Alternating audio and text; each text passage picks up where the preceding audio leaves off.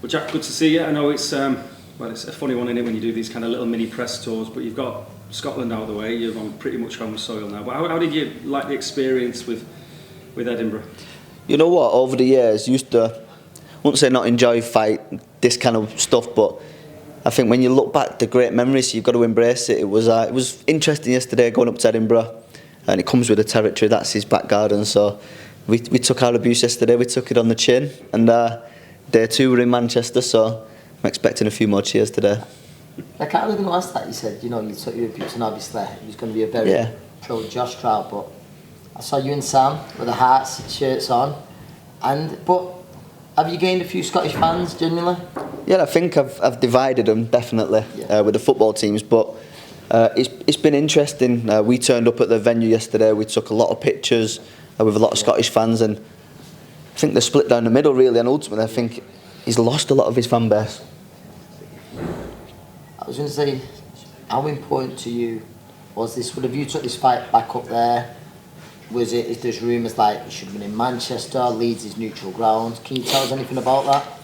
You know what? In an ideal world, the fight would be here in Manchester. Yeah. I think I made it clear to Sam that it wasn't really an option to go back up to Glasgow. It's not the preferred option. I do believe I earned the right to say let's at least do it in a neutral venue.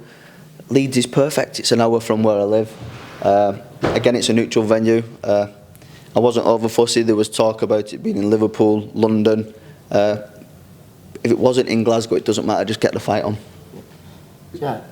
Since you obviously he's lost those marbles to Teofimo Lopez, and a few people are saying, and I think personally, because this is a little bit personal and because you want to right or wrong, do you have any kind of, it's fair to say, even bitterness towards not being for all the marbles, or is it just solely focused like, no, this is a little bit personal, this is bigger than that?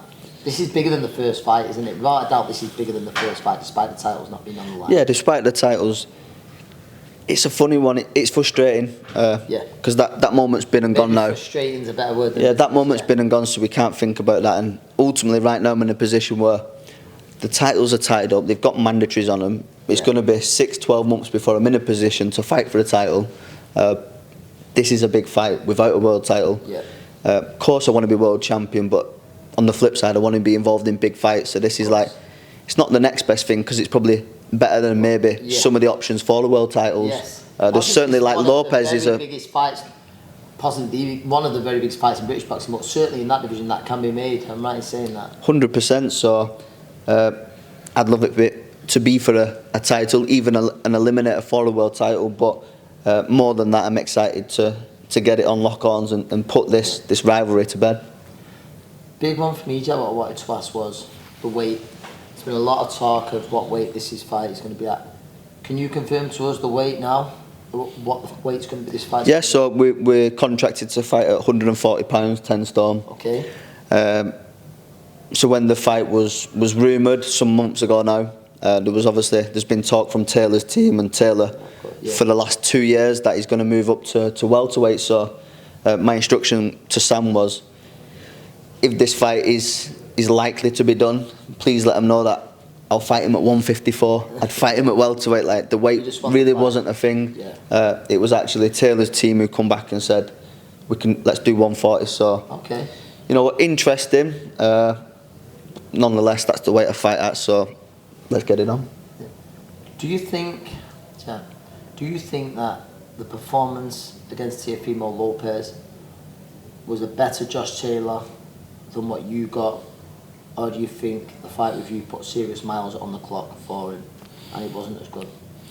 I think the fight with me, I think he touched the ceiling in the Ramirez fight. And I think and listen, I'd be the first to say he's had a great career, he's gone on and done all these world titles, and that's amazing. I think he touched the ceiling. I don't think he overlooked me. I think it was more of an element of surprise.